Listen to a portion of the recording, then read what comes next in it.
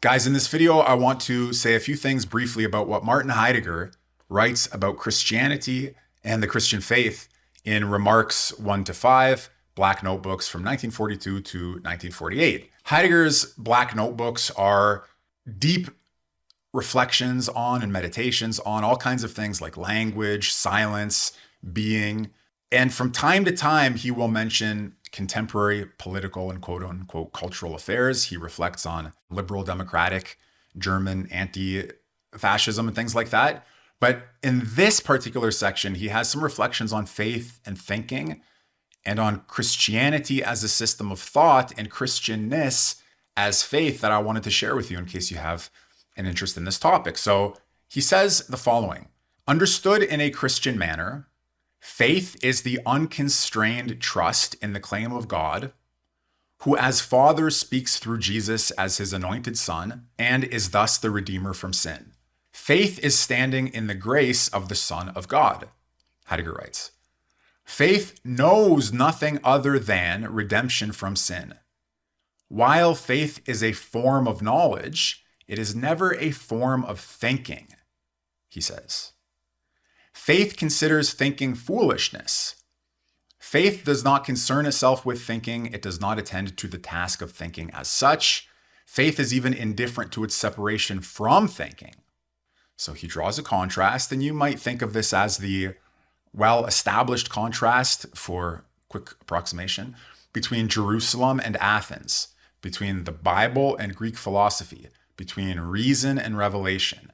But here we have it as between thinking and faith.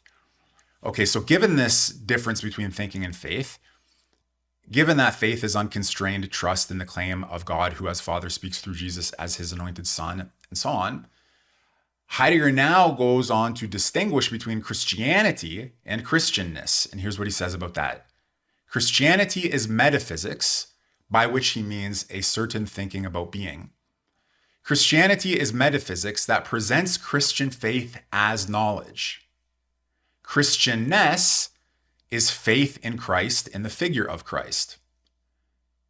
So, on one hand, you have Christianity presented as a metaphysics of Christian faith as knowledge. And on the other hand, you have, as it were, the faith as faith. Not thinking it in terms of being, not trying to present it in terms of knowledge, not, as it were, philosophizing, just faith, just unconstrained trust. Okay, redemption from sin, and so on. So, Heidegger, to repeat, says Christianity is metaphysics that presents Christian faith as knowledge.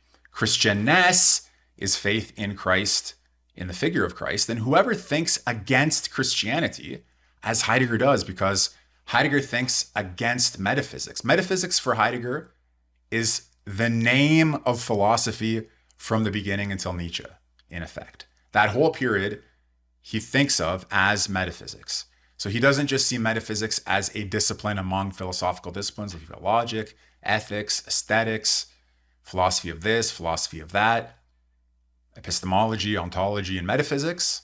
No, the whole thing for Heidegger is called metaphysics. Why? Because for Heidegger, the decisive question in all instances is how we're thinking being. What does it mean to think and to speak being? What is being? What is the truth of being? What is the meaning of being? And metaphysics, meaning the whole history of philosophy, according to Heidegger, metaphysics is a way of thinking being as that which is most common to beings. So that's what Heidegger says. The whole period is called metaphysics. So when Christianity sees, which he sometimes says, right? Not Christianness, but Christianity sees God as the highest being, the supreme being, and so on. This is Heidegger. I'm only giving you very rough aspects of the picture here, but still, that's Heidegger saying, look, Christianity as a system of thought is implicated in the general tendency of metaphysics to think being in a certain sort of way. Now, Heidegger's sole concern across his writing, public and private, to the extent to which these notebooks are private reflections, his sole concern is to think everything into and out of the question of being in a non-metaphysical way. Again, I'm simplifying in a way. I have a lot of videos on Heidegger on this channel designed to introduce you to this thought. But for our purposes, Christianity as a system of thought falls under the umbrella of metaphysics, and therefore it's caught up in Heidegger's, you couldn't quite call it a critique, but assessment of the limitations or the nature or the end of metaphysics. But Christianness is different. So whoever thinks against Christianity does not think against Christianness, because thinking can only think against thinking, whereas Christianness is faith. And as I just said from the previous section, faith and thinking have this big divide, like Jerusalem and Athens. You see, Heidegger doesn't want us to fall into the trap, as he sees it, of believing, so to speak, that there's a thinking that belongs to faith or a faith that belongs to thinking. He's trying to keep them distinct. Now, a lot of people who study Heidegger, who read him, who think about him, they say, well, wait a minute, right? Maybe there's an aspect of faith and thinking, and maybe there's an aspect of thinking and faith. Okay, we could very quickly and very easily construct some counterexamples, but that's not the point. Heidegger's trying to get into the essence of this question, and it's very interesting how he does so. So once again, he says that faith arrives as grace from Christ himself, which you see, if you're a Christian, whether this distinction resonates for you, and if you're a philosophically oriented non-Christian, whether it does. So here's what he says. The label Christian remains ambiguous. It expresses either a relation to Christianity, that was kind of the metaphysics, thinking, knowledge side, or a faith in Christ. That's kind of the Christianness side. Whoever speaks against, quote unquote, the Christian must therefore speak ambiguously. When he speaks against the Christian as associated with Christianity, he is not yet speaking against the Christian in the sense of faith in Christ, but he is also not speaking for it. Now, again, this is Heidegger in a way replying to or responding to or pondering the question posed in the public sphere towards Heidegger himself, which is, are you an atheist? Are you anti-Christian? Is your philosophy just downstream of Christianity? Because all of the things that you speak of are like secularized theology. So he has this in mind. And he says, no, it's not secularized theology and anti-Christianity. You won't even know what you're talking about if you ascribe that to me. So here he has to address that.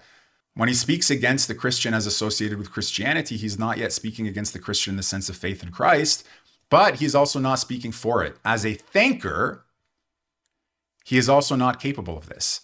If he were to try, it would be a misreading, for faith is not in need of such advocacy. Faith arrives as grace from Christ himself. But it could be necessary, and indeed necessary for the sake of thinking, to speak against the Christian in the sense of Christianity, because again, it's implicated in metaphysics, and therefore it is, unlike faith in Christ, actually a matter for thinking. In a mediated sense, this against could speak in support of faith, and so on. But he says that in a time of confusion about Christianity and in a time of anxiety in the face of thinking, all of these distinctions can seem concerning and disconcerting to people, He says, if the confusion surrounding the Christian, meaning, this ambiguity about Christian knowledge and Christ and faith in Christ, if it becomes even more confused in misconstruing the holy, H-O-L-Y, the holy, through the idle talk about transcendence, quote unquote, then such considerations could at least serve the purpose of calling attention to the fissure between faith and thinking. And then one other sentence here, thinking is foolishness for faith, and for thinking, faith is the impossible. Both are united in their recognition of one another. This recognition consists in the demand made by faith that thinking should think, and in the demand made by thinking that faith should be faith. However, this demand does not come to life in a moderate form by speaking from both perspectives. Rather, it only comes to life when faith is faith and thinking is thinking. I can't help but read that out loud here to you without thinking of Leo Strauss, who wrote about the distinction between political philosophy and political theology, who wrote about Jerusalem and Athens, as I said, reason and revelation, philosophy and law. These are all similar types of formulations here. Because what Strauss said is that we must be either, this was Leo Strauss's formulation, and it has a kinship to what Heidegger just said. Leo Strauss said, the only serious alternative is reason and revelation. That means guiding ourselves by our unassisted reason alone, or obedient belief in God and God's decrees and God's grace, in the sense that Heidegger just said, thinking is over here, faith is over here. They should each do what they do, and they can't do the other person's work. So Strauss says we must be one or the other, but we have to be a philosopher seriously open to the challenge of revelation, or a believer seriously open to the challenge of philosophy. And in fact, in Strauss's formulation, the dynamic tension of the West, what makes the West what it is this unresolved and unresolvable dynamic tension between reason and revelation, between philosophy and the Bible, between thinking and faith. That's interesting to see a kinship here with what Heidegger's saying. Maybe it shouldn't be surprising. Leo Strauss considered Heidegger to be the greatest thinker of his time, and the greatest thoughts that we have to think concern issues like the one that both of them are dealing with here. So that's a little bit of what Martin Heidegger has to say about Christianity. To recapitulate for you briefly, he distinguishes between the knowledge form of Christianity, which as knowledge thinks and thinks being in a metaphysical way, which for Heidegger is, metaphysics has come to an end. Thinking must enter a new inception, a new relationship to being, a new way of understanding itself, a new set of questions.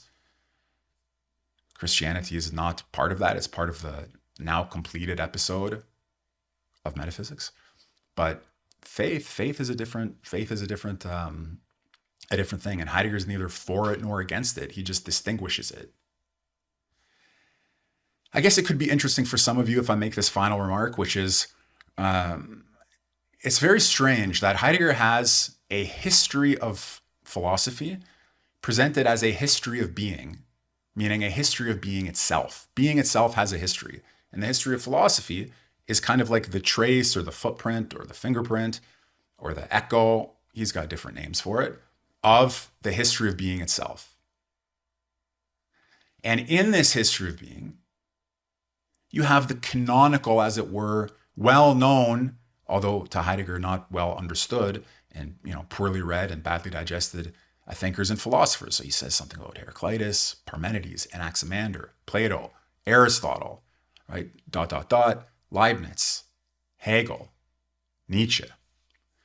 But there's one thinker that he sometimes mentions as belonging to a class of its own. He says something about him. He seems to esteem him, but he says he doesn't belong to the history of philosophy. He's a strange creature. And in this, I think it's in this one, Remarks 1-5, he says he belongs in a category of one. And that is Kierkegaard. And you may find that to be interesting, those of you who know anything about Kierkegaard as a thinker of Christian faith, or however you'd like to put that. The relationship between Heidegger and Kierkegaard is an unusual one, or Heidegger's estimation of Kierkegaard. So I'm not talking about tracing influences. I'm saying, what does Heidegger himself write about Kierkegaard? He does not slot him into this history of philosophy understood as a history of being itself. He sort of places him in some strange, but nonetheless important and intriguing category of one. Okay, so there you go. A little bit of Heidegger on Christianity, guys. If anything, I hope that this video and my other videos on Heidegger encourage at least some of you, those who are responding to this favorably, to read and study Heidegger. He's not easy to understand. He doesn't address popular topics all the time. It's very dense and difficult. Some people begin reading Being and Time and put it away because they couldn't get past the first page. When I was an undergraduate, a friend of mine suggested a reading group on Being and Time. I did the same thing. I opened it up. I saw all kinds of Greek words, which I didn't understand and didn't want to try to understand. I said, no, I'm not ready for this yet. took a couple of classes in Greek to be able to at least understand what I'm seeing on the page. And then, over many, many years, and even now in my 40s, and I think in my 50s and 60s, God willing I live, I'll be reading Heidegger, because it's not about Heidegger the man, it's about the thinking that comes to be in his saying. And that's what we have access to. And that's sort of the gift that we can be open to receiving. I think that's how Heidegger saw it. I think he's right to see it that way. And I encourage those of you who don't think it's laughable that thinking can be a gift to pay some attention to Heidegger. Okay, thank you very much for watching. Take care.